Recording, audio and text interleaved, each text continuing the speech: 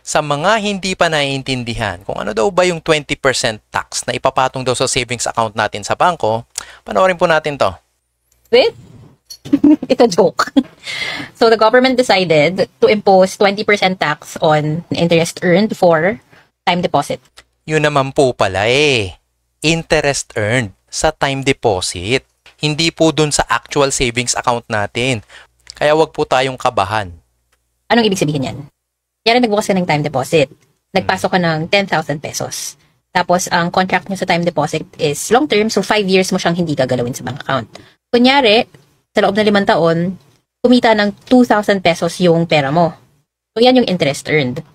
Dati, makukuha mo to ng buo after finance charges of the bank. Ngayon, papasok na yung gobyerno. Kukunin nila yung 20% ng earnings mo sa time deposit. So, imbes na 2,000 yung makukuha mo, ang mauwi mo, 1,600 na lang. O, yun po 20% 20% sa interest earned. So, bakit ganun? Pasa ng si MEPA, ang napakagaling nating government official. Si MEPA, ito po this is under the DOF or Department of Finance website. It's dof.gov.ph. Yan. Si MEPA is actually the law on that 20% tax na tinutukoy ng karamihan at pinagkakaguluhan, no? It's actually an acronym for Capital Markets Efficiency Promotion Act. Nakalagay po rito, no? CMEPA does not impose a new tax. Yan, sabi ng Department of Finance. Under CMEPA, the tax on interest income must be equalized to 20% to simplify compliance, eliminate confusion, and ultimately level the playing field for all Filipinos, mayaman ka man or mahirap. Ito yung mga involved. Itong dalawang to ang lead authors. No, ayan alam nyo na kung sino mga may pakana nito. Tapos, ito kasi Department of Finance. So, syempre, in-approve niya. Favorite nyo yan. Favorite nyo, hindi ko yan favorite. Tapos, ang mag-i-implement niyan ay ito. And syempre, ang nag-approve niyan ito. So, bakit daw? Ano daw point ng si MEPA? Ito daw. So, they wanted to simplify the taxes imposed on passive income. Simplify para kanino? Hindi ko sure. Baka para sa kanila. Fairness. Dapat daw fair across all passive income products. Tingnan natin mamaya, fair ba? And syempre, yung pinaka-importante, kailangan nila mag-generate ng revenue kasi di ba, mag-election na.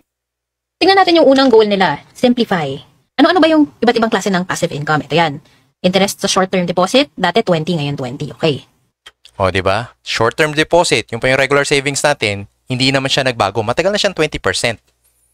Interest sa long-term deposit, dati 0, ngayon 20%. O, yan long-term deposit. Probably, time deposit siguro to. I'm not particularly sure. Basta sinabi niya lang long-term deposit. Foreign exchange deposit. So kung may dollar account ka or yen, dati 7.5, ngayon 20%. Pati mga dollar accounts nyo, 7.5%. Ngayon 20% na. Level the playing field daw. Na. Dividends, hindi gumalaw. Royalties, hindi rin gumalaw. Capital gains, hindi rin gumalaw. Capital gains sa real estate, hindi rin gumalaw. Sabi ko yan, nagbenta ka ng bahay, hindi naman gumalaw. Prizes, kunyari, nanalo ko sa loto, hindi rin gumalaw. Akala ko tax-free ang loto. Hindi pala. Is it simple for me as a taxpayer? I don't think so. No, it's not simple. Is it fair for me as a taxpayer? No. Why? It's not fair because Filipinos are just learning how to save. Filipinos are just discovering how to get passive income through entry-level products like time deposit. Totoo yan. Totoo yan. Walang laban yung mga Pilipino na hindi marunong sa bonds, sa stocks, sa trading. Parang, bakit mo kailangan ipantay yung buwis dito versus here? So, ang sinasabi ni ate, which is actually true kung titignan mo, yung bonds, stocks, tsaka mga trading, yan po yung mga passive income ng mga mayayaman o dyan sila naglalaro. Yung mga katulad lang nating mga ordinaryong Pilipino na hindi naman mga negosyante at hindi rin risk taker, yung mga sigurista dyan, nandun lang tayo sa short-term deposit at long-term deposit. Eh, yung mga gumagawa nito, ay alam mong mayayaman na. Andito yung lower and middle class earners. So how is that fair? So to me, no, it's not fair. Third, revenue generation. Aba, syempre. Mag-generate sila ng revenue for their campaign. Oh, just for clarification, this channel is all about income. Hindi po ito political, ha? Sa 2028. So as a Filipino taxpayer, anong pwede mong gawin?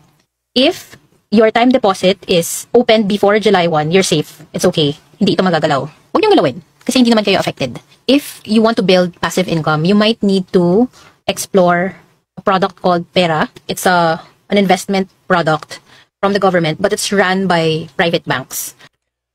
Totoo yun. I've interviewed or asked this from two of my friends who works in different government offices.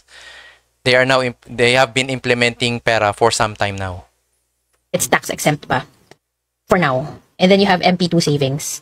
I'll do another. Yes, MP2 is still tax exempt. Actually, nandun yun sa... Pakita ko sa inyo. Nandito siya eh. So, dito po sa nilabas na news ng Department of Finance, yung binasa ko din po kanina about CMEPA, nakalagay din po dito na exempted pa ang MP2. Eto po siya. Ayan o. Your savings and investment in SSS or GSIS and Pag-ibig such as MP2 remain tax-free. Ulitin na, remain tax-free. Deep dive for these two products. But if you want to explore tax-exempt passive income sources, then yan. And then number 4, pinaka-importante, pumili. Wag na. Okay na tayo dyan. Again, this channel is not political. Yan, baka sabihin na naman, namumuliti ka na naman ako. May makita na naman ako sa comment. May nakausap po akong economic consultant. Ang sabi niya is that kung ang inflation rate daw ay 3% at ang tubo mo sa iyong time deposit ay 1%, doesn't make sense. But if you invest in long-term investment for 5 years, MP2 example, giving out 7% per year versus the 3% na inflation rate, makes a lot of sense. Tama po ba? So before we end this video, I'd like to ask, ano po kaya magiging epekto nito sa ekonomiya as a whole? Number 2, sa mga bangko na nabigyan ng ganitong batas. Write your answers on the comment section below. Thank you for watching. I'll see you on my next video. Bye.